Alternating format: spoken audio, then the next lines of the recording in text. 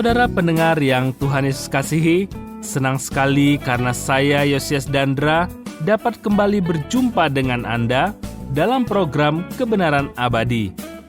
Bagaimana kabar Anda dan juga keluarga pada saat ini? Saya sangat berharap kiranya Anda dan keluarga senantiasa berada dalam keadaan baik dan tentu saja penuh dengan sukacita.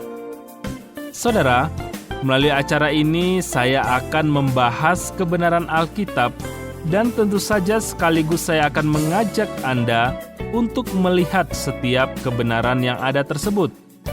Dan harapan saya, Anda akan mendapatkan banyak berkat secara rohani melalui program ini dan kiranya itu akan bermanfaat bagi kehidupan Anda. Selamat mendengarkan.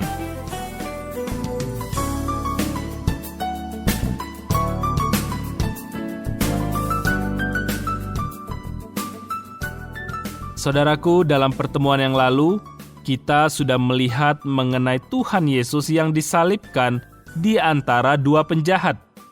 Salah satu penjahat itu menyadari bahwa ini adalah suatu transaksi antara Allah dan manusia di atas kayu salib. Dan orang yang di atas kayu salib itu adalah Allah.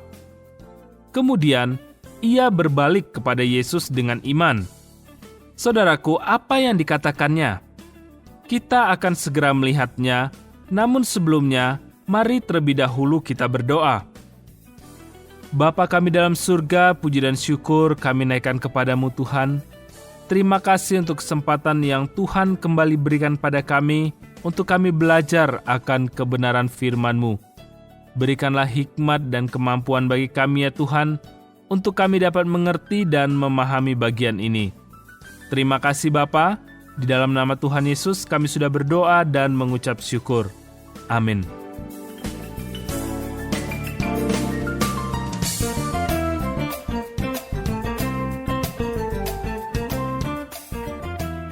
Saudara, mari kita lanjutkan pembahasan kita kali ini dengan melihat Injil Lukas pasal 23 ayat 42 sampai 43, di mana firman Tuhan menyatakan, lalu ia berkata, Yesus, ingatlah akan aku apabila engkau datang sebagai raja. Kata Yesus kepadanya, aku berkata kepadamu, sesungguhnya hari ini juga engkau akan ada bersama-sama dengan aku di dalam Firdaus. Saudaraku, apakah Anda melihat sesuatu hal di sini? Benar, saudaraku. Pada hari itu juga, pencuri yang sebenarnya tidak layak untuk hidup di dunia, menurut pemerintahan Romawi, itu berada bersama dengan Tuhan Yesus. Orang ini adalah seorang pencuri yang jahat, bukan pencuri yang baik. Tetapi karena imannya kepada Anak Allah, maka ia menjadi seorang pencuri yang akhirnya tetap diselamatkan. Orang ini memiliki iman untuk percaya kepada Tuhan Yesus yang sedang menuju ke dalam sebuah kerajaan, dan itu akan terjadi setelah kematiannya. Jelaslah di sini bahwa pencuri ini telah menjalani suatu rute perjalanan yang sangat panjang secara teologis, sementara ia tergantung di atas kayu salib. Saudaraku, Yesus membuat sebuah pernyataan yang luar biasa bahwa pencuri ini akan berada di Firdaus bersama dengan dia pada hari itu juga. Dua pencuri ini telah ditangkap untuk kejahatan yang sama. Mereka juga diadili atas kejahatan yang sama. Bahkan mereka berdua dihukum karena kejahatan yang sama, dan mereka pula sama-sama sekarat oleh karena kejahatan yang sama. Kedua-duanya pencuri. Tetapi apa perbedaan di antara keduanya? Saudara, perbedaannya adalah seorang pencuri percaya kepada Tuhan Yesus, tetapi seorang yang lain lagi itu tidak percaya. Sehingga Tuhan Yesus berkata kepada pencuri yang percaya itu, sesungguhnya hari ini juga engkau akan ada bersama-sama dengan aku di dalam Firdaus. Kita melihat bahwa seorang pencuri ini masuk ke dalam hadirat Allah karena iman yang dimilikinya kepada Kristus. Kemudian saudaraku, Lukas 23 ayat 44-45 mencatat demikian. Ketika itu hari sudah kira-kira jam 12. Lalu kegelapan meliputi seluruh daerah itu sampai jam 3. Sebab matahari tidak bersinar, dan tabir bait suci terbelah dua. Saudaraku, kehidupan Kristus itu dilambangkan dengan tabir yang sebenarnya menutup hubungan manusia dari Allah di dalam pola hidup perjanjian lama. Tetapi saudaraku, ketika Kristus mati di atas kayu salib, maka tabir itu terbelah dua, sehingga jalan menuju kepada Allah Bapa itu akhirnya terbuka. Dan ayat 46 mencatat, lalu Yesus berseru dengan suara nyaring, "Ya Bapa, ke dalam tangan-Mu kuserahkan nyawaku." Dan sesudah berkata demikian, Ia pun menyerahkan nyawanya. Saudaraku, ingatlah sekali lagi bahwa ini adalah pembicaraan Dr. Lukas dari sudut pandang seorang dokter. Dr. Lukas sudah sering kali menyaksikan orang-orang yang menghembuskan nafasnya yang terakhir. Dr. Lukas tentu saja tahu bagaimana orang itu mati, dan ia juga tahu bagaimana Tuhan Yesus mati. Kematian Tuhan Yesus ini agak berbeda dengan kematian yang lainnya. Ada sesuatu yang secara umum dikenal sebagai getaran kematian ketika seseorang menarik napas terakhirnya. Kedua pencuri di atas kayu salib ini tidak pelak lagi mati dengan cara yang seperti itu. Tetapi tidak demikian dengan Tuhan Yesus. Tuhan Yesus meninggal dengan sukarela. Ia menyerahkan nyawanya. Apakah Anda perhatikan apa yang diucapkannya? Ya Bapa, ke dalam tangan-Mu kuserahkan nyawaku.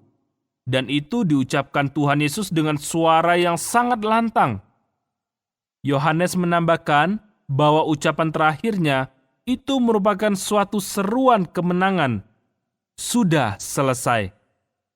Kemudian ayat 47 dari Lukas 23 ini mencatat, ketika kepala pasukan melihat apa yang terjadi, ia memuliakan Allah. Katanya, sungguh, orang ini adalah orang benar. Saudaraku yang dikasihi oleh Tuhan, saya percaya bahwa kepala pasukan itu menjadi seorang yang diselamatkan. Ia pada waktu itu bertugas untuk menjaga pelaksanaan penyaliban Kristus. Dan di kaki salib, ia memandang ke atas dan kemudian ia melihat sesuatu yang luar biasa sedang berlangsung. Dan ia akhirnya dapat memuliakan Allah. Kepala pasukan ini melihat bahwa Kristus adalah seorang yang benar. Para penulis kitab Injil yang lain menambahkan pada laporan yang ditulis Lukas bahwa kepala pasukan itu berkata bahwa Yesus adalah anak Allah. Saya juga menyadari bahwa pengakuan iman kepala pasukan itu tentulah tidaklah cukup untuk memenuhi syarat bagi kebanyakan gereja yang alkitabiah. Tetapi, marilah kita mengembalikan dia pada posisinya yang semula. Kepala pasukan ini berada di tempat penyaliban Tuhan Yesus. Ia tidak tahu apa-apa tentang kematian dan kebangkitan Tuhan Yesus.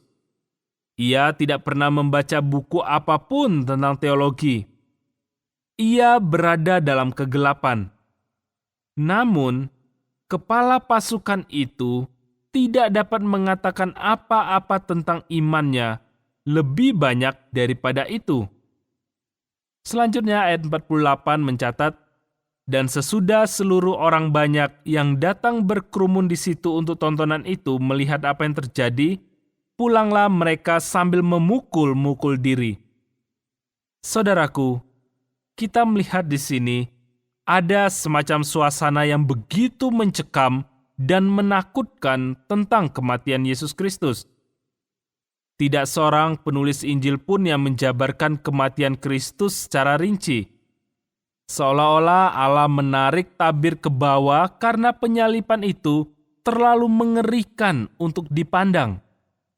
Kita hanya dapat memandang ke atas dan mempercayai Tuhan Yesus yang sekarat di sana bagi kepentingan kita.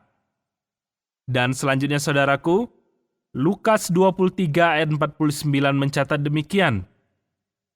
Semua orang yang mengenal Yesus dari dekat, termasuk perempuan-perempuan yang mengikuti Dia dari Galilea, berdiri jauh-jauh dan melihat semuanya itu. Saudaraku yang dikasihi oleh Tuhan, bagian terakhir dari pasal ini berkaitan dengan penguburan dan kebangkitan Yesus Kristus yang dijadikan satu. Dalam 1 Korintus 15 ayat 3-4, Paulus menuliskan demikian, "Sebab yang sangat penting telah kusampaikan kepadamu, yaitu apa yang telah kuterima sendiri, ialah bahwa Kristus telah mati karena dosa-dosa kita, sesuai dengan kitab suci, bahwa Ia telah dikuburkan, dan bahwa Ia telah dibangkitkan pada hari yang ketiga, sesuai dengan kitab suci." Ini adalah fakta-fakta Injil. Yesus mati. Ia dikuburkan.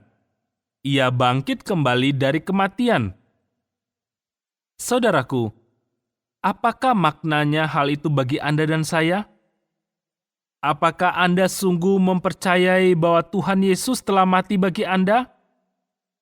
Apakah Anda percaya juga bahwa ketika Tuhan Yesus dikuburkan, dosa-dosa Anda juga ikut dikuburkan, sehingga masalah dosa itu sudah terselesaikan?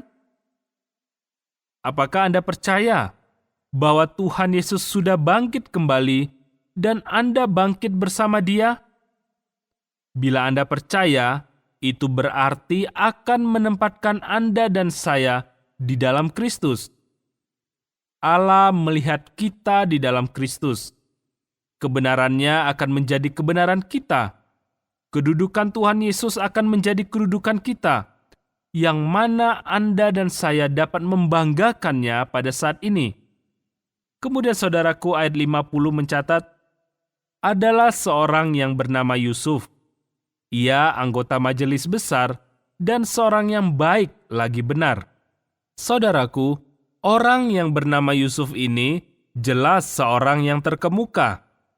Ia adalah seorang anggota dari Mahkamah Agama Yahudi. Ia jelas memiliki pengaruh besar. Akan tetapi, ia adalah seorang yang berdiri sendiri ketika ia berpihak kepada Kristus. Kemudian ayat selanjutnya mencatat, ia tidak setuju dengan putusan dan tindakan majelis itu. Ia berasal dari Arimatea, sebuah kota Yahudi, dan ia menanti-nantikan kerajaan Allah. Saudaraku, walaupun Yusuf adalah seorang anggota Sanhedrin atau Mahkamah Agama Yahudi, ia tidak setuju dengan tindakan yang mereka lakukan.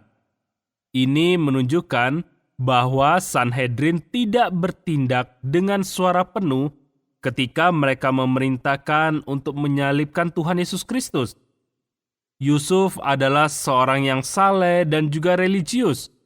Kemudian setelah berhadapan muka dengan Kristus, ia berpihak kepada Kristus. Jelaslah, ada banyak orang yang percaya kepada Tuhan Yesus yang tidak bersikap terbuka tentang itu, seperti para murid. Yusuf dan Nikodemus adalah dua orang terkemuka yang akhirnya secara terbuka menyatakan kepercayaan mereka kepada Juru Selamat. Injil Yohanes mencatat bahwa Nikodemus bergabung dengan Yusuf dalam menguburkan Tuhan Yesus. Merekalah yang bertanggung jawab atas penguburan Tuhan Yesus. Ayat selanjutnya mencatat, ia pergi menghadap Pilatus dan meminta mayat Yesus. Perhatikan di sini, iman Yusuf benar-benar terungkap sekarang. Sebagai seorang yang kaya dan berpengaruh, ia berani meminta jasad Tuhan Yesus.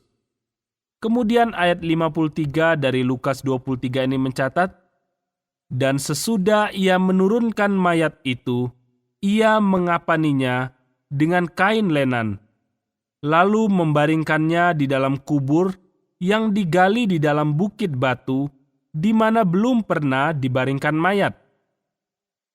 Saudaraku, pertanyaan yang muncul ialah, di manakah letak kuburan di mana Tuhan Yesus itu diletakkan? Ada dua tempat saat ini yang dikatakan sebagai tempat kuburan Tuhan Yesus. Satu tempat di atasnya dibangun sebuah gereja Roma Katolik, dan yang lainnya terletak di luar dinding kota. Saya secara pribadi tidak percaya akan keduanya sebagai tempat Yesus dikuburkan. Ada beberapa kelompok yang begitu membenci Kristus dan kekristenan sehingga mereka akan berupaya memindahkan setiap bekas dan ingatan tentang Tuhan Yesus. Pasukan Romawi, ketika di bawah pimpinan Titus pada tahun 70, mereka menghancurkan dan sesungguhnya meratahkan kota Yerusalem. Kuburan yang dikenal sebagai taman makam yang diperlihatkan kepada para turis saat ini, entah bagaimana akhirnya terhindar dari penghancuran. Tetapi saya yakin bahwa itu tetap bukanlah kubur di mana jasad Tuhan Yesus pernah diletakkan. Walaupun kuburnya tidak pelak lagi ada entah di mana di sekitar tempat itu. Allah tidak akan meninggalkan kubur yang utuh karena orang tertentu akan membuatnya sebagai makam keramat ketimbang menyembah Tuhan Yesus. Nilai penyembahan kita itu tidak ada pada makam tempat di mana Tuhan Yesus pernah dikuburkan. Tetapi nilai penyembahan itu ada pada Dia yang sedang duduk di sebelah kanan Allah Bapa pada saat ini, Juru Selamat yang hidup. Marilah saudara kita memusatkan perhatian kita kepada Dia. Kemudian Lukas 23 ayat 54 sampai 55, firman Tuhan menyatakan, hari itu adalah hari persiapan dan Sabat hampir mulai. Dan perempuan-perempuan yang datang bersama-sama dengan Yesus dari Galilea ikut serta dan mereka melihat kubur itu dan bagaimana mayatnya dibaringkan. Saudaraku, kelompok kecil yang terdiri dari para perempuan setia ini yang mungkin melakukan tugas rumah tangga bagi Tuhan Yesus dan juga para muridnya, masih terus mengikuti Dia sampai saat paling akhir. Tentang hari kematian Yesus yang tepat, Alkitab tidak pernah menyebutkan bahwa Ia mati untuk menebus dosa-dosa kita pada hari Rabu, Kamis, ataupun Jumat. Alkitab hanya mengatakan bahwa Tuhan Yesus mati bagi dosa-dosa kita. Kita tidak perlu menghabiskan waktu untuk berargumentasi tentang hari apa Tuhan Yesus mati. Namun demikian saudaraku, saya benar-benar berpikir bahwa karena disebutkan hari Sabat itu sudah hampir mulai, maka itu kemungkinan besar memang adalah hari Jumat. Para perempuan melihat bagaimana jasad Tuhan Yesus diletakkan. Dengan kata lain, penguburan itu belumlah selesai. Dan kemudian Nikodemus dan juga Yusuf membungkus tubuh itu dengan kain linen seperti sebuah mumi. Injil Yohanes menambahkan bahwa mereka membungkusnya dengan kain linen dengan rempah-rempah. Sebagaimana Yohanes 19 ayat 40 mencatat, menurut adat orang Yahudi, bila menguburkan mayat. Kemudian Lukas 23 ayat 56a dan juga 56b, firman Tuhan mencatat demikian. Dan setelah pulang, mereka menyediakan rempah-rempah dan minyak mur, dan pada hari Sabat mereka beristirahat menurut hukum Taurat. Saudara, karena hari Sabat merupakan hari perhentian, maka mereka tetap tidak datang ke kubur. Mereka menyiapkan rempah-rempah untuk diletakkan pada jasad Tuhan Yesus. Tetapi mereka menyia-nyiakan rempah-rempah itu karena pada saat mereka datang untuk melakukannya, tubuh Yesus sudah tidak ada lagi di dalam kubur. Anda ingat, Maria dari Betani telah mengurapi tubuh Yesus ketika Tuhan Yesus masih hidup. Tetapi ia dikritik karena dianggap telah membuang minyak yang mahal. Tetapi saudara, perbuatan itu tetap bukanlah perbuatan yang sia-sia. Kini kita memasuki Lukas pasal 24. Ayat pertama mencatat demikian. Tetapi pagi-pagi benar pada hari pertama minggu itu, mereka pergi ke kubur membawa rempah-rempah yang telah disediakan mereka. Saudaraku yang dikasihi oleh Tuhan, kita melihat di sini bahwa para perempuan ini datang sambil membawa rempah-rempah. Saya selalu berkeinginan untuk bertanya kepada para perempuan ini, apa yang akan mereka lakukan dengan rempah-rempah itu? Maria ditegur ketika ia mengurapi Tuhan yang masih hidup.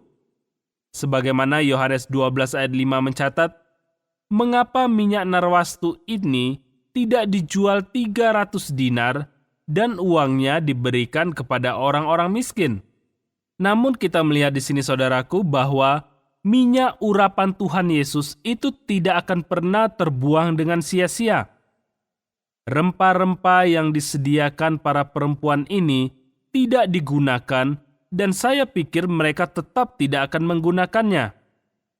Para perempuan ini mungkin begitu bergembira sehingga mereka meninggalkan rempah-rempah itu di dalam makam. Dan Lukas 24 ayat 2 dan 3 mencatat, mereka mendapati batu sudah terguling dari kubur itu. Dan setelah masuk, mereka tidak menemukan mayat Tuhan Yesus. Saudaraku, perhatikan di sini. Batu itu digulingkan bukan supaya Tuhan Yesus bisa keluar.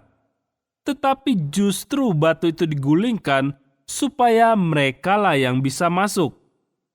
Tetapi kita melihat juga bahwa mereka tetap tidak menemukan Tuhan Yesus. Tuhan Yesus tentu saja sudah bangkit dan sudah meninggalkan kubur itu. Kemudian ayat yang keempat sampai dengan ayat yang ke-8, Lukas 24 ini menyatakan, sementara mereka berdiri termangu-mangu karena hal itu, tiba-tiba ada 2 orang berdiri dekat mereka, memakai pakaian yang berkilau-kilauan. Dan mereka menjadi sangat ketakutan dan menundukkan kepala. Tetapi kedua orang itu berkata kepada mereka, "Mengapa kamu mencari Dia yang hidup di antara orang mati? Ia tidak ada di sini. Ia telah bangkit. Ingatlah apa yang dikatakannya kepada kamu ketika ia masih di Galilea, yaitu bahwa Anak Manusia harus diserahkan ke tangan orang-orang berdosa dan disalibkan, dan akan bangkit pada hari yang ketiga." Maka teringatlah mereka akan perkataan Yesus itu. Saudaraku, pertanyaan mengapa Anda mencari yang hidup di antara yang mati, ini merupakan suatu pertanyaan yang baik. Mengapa para perempuan itu datang dan mengapa Petrus dan juga Yohanes datang sambil berlari ke kubur? Mereka mencari yang hidup di antara yang mati. Mereka tidak mencari yang hidup. Mereka tidak percaya bahwa Tuhan Yesus Kristus akan kembali dari kematian. Ada yang merasa bahwa ada konflik di antara kitab-kitab Injil mengenai pagi pada saat terjadi kebangkitan dengan peristiwa yang sebenarnya terjadi. Suatu studi yang mendalam tentang kitab-kitab Injil itu mengungkapkan bahwa tidak ada konflik sama sekali. Setiap penulis mengetengahkan suatu aspek yang berbeda dari kebangkitan. Lukas mengatakan kepada kita tentang para perempuan yang datang ke kubur dan kemudian dia membahasnya. Para perempuan ini ingat akan perkataan Tuhan Yesus ketika para malaikat itu mengingatkan mereka. Saudaraku, kadang-kadang Anda mendengar sesuatu dan hampir mengetahui bahwa itu benar, tetapi Anda tetap tidak mempercayainya. Itulah cara kebanyakan orang memperlakukan firman Allah dewasa ini. Semua penulis kitab Injil menyatakan dengan sangat jelas bahwa Tuhan Yesus berkata kepada para murid-Nya berkali-kali bahwa Ia akan pergi ke Yerusalem untuk mati dan dibangkitkan kembali pada hari yang ketiga. Mereka mendengar apa yang dikatakan Yesus, tetapi mereka sebenarnya tidak mempercayainya. Saudaraku, lalu bagaimana kelanjutan dari bagian ini? Kita akan melihat dalam ayat-ayat selanjutnya dari Injil Lukas ini, tetapi tentu saja dalam pertemuan yang selanjutnya. Karena itu, pastikan diri Anda untuk tidak melewatkan setiap pembahasannya. Saudara, mari kita akhiri pembahasan kita kali ini dengan berdoa. Bapa kami dalam surga, puji dan syukur kami naikkan kepadamu. Terima kasih untuk kesempatan indah yang kembali Tuhan berikan pada kami untuk kami belajar akan kebenaran firman-Mu. Dan terima kasih untuk pengertian dan pemahaman yang sudah kami dapatkan melalui pembahasan kali ini. Dan Tuhan, kami rindu supaya Engkau juga menolong kami, memberikan kekuatan dan kemampuan bagi kami, agar kami dapat melakukan setiap kebenaran firman-Mu ini dalam setiap langkah kehidupan kami. Terima kasih Bapa. Di dalam nama Tuhan Yesus kami sudah berdoa dan mengucap syukur. Amin.